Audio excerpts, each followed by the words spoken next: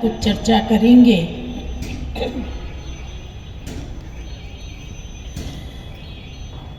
श्रीमद् भगवत गीता एक अलौकिक और दिव्य शास्त्र है।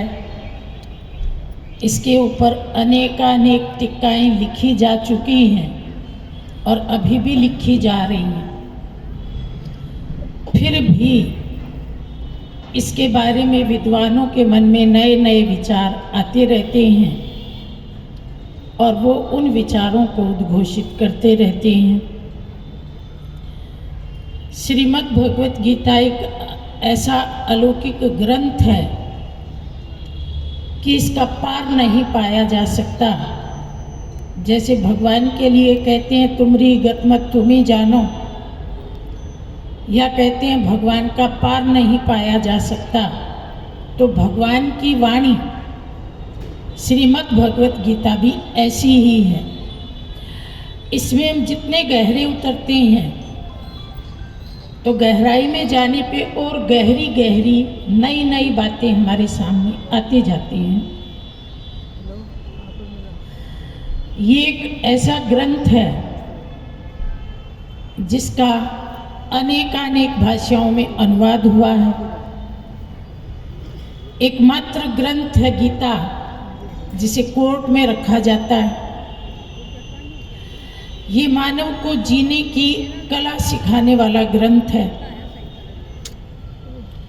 भारत के प्रधानमंत्री जहाँ भी जाते हैं, जिस भी देश में जाते हैं, तो वहाँ श्रीमद् भगवत गीता की एक कॉपी जरूर गिफ्ट में देके आते हैं। इस ग्रंथ में आदि से लेके अंत तक कहीं भी हिंदू शब्द का प्रयोग नहीं हुआ है, क्योंकि ये किसी एक कम्युनिटी, किसी एक संप्रदाय या किसी एक धर्म का शास्त्र नहीं है। ये वैश्विक है, संपूर्ण मानव जाति का है। ये इंटरनेशनल ग्रंथ है। दुनिया के जितने भी शास्त्र हैं इसी एक माता के बाल बच्चे हैं, इसलिए इसको ही माता नाम कहा गया है। कहा जाता है कि परमात्मा की कोई परमात्मनी नहीं है, लेकिन परमात्मा अपने मुख से जो बोलते हैं वही उनकी परमात्मनी है। तो इस अर्थ में भगवान के मुख से निकली ये वाणी ही, भगवान अगर हमारे पिता हैं तो ये वाणी ही हमारी माता है। विदेश में एक चिंतक हुए हैं हेनरी थोरो। वो श्रीमद् भगवत गीता को सिर पे रख करके नाचे थे।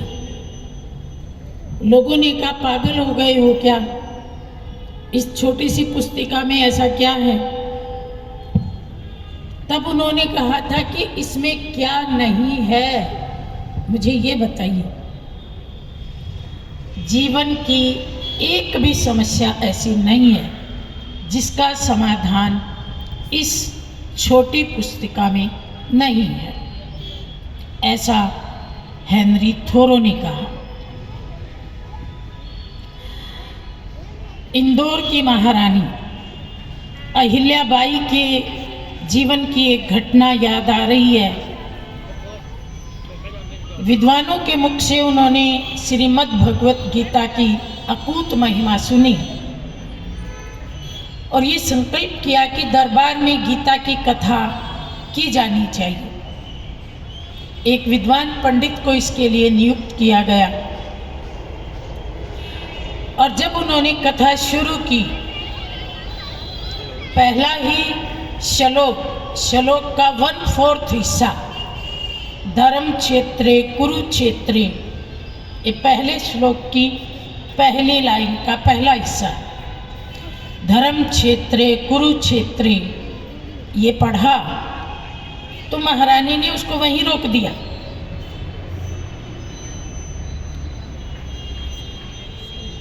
पंडित चिंतित हो गया कि मेरे से क्या गलती हो गई जो महारानी रोक दिया, और दरबारी लोग आश्चर्यचकित हो गए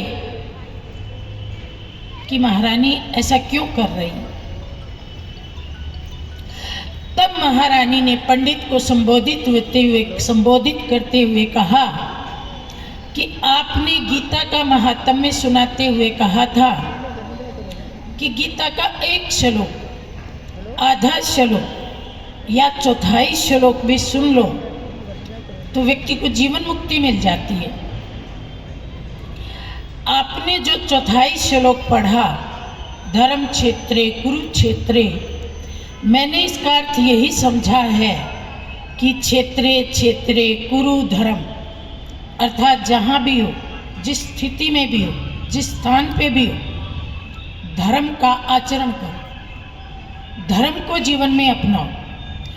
और इस एक बात में गीता का सारा सार समाया है, इसलिए मैं सारी गीता सुन करके क्या करूँ। तो जिसके 1/4 श्लोक में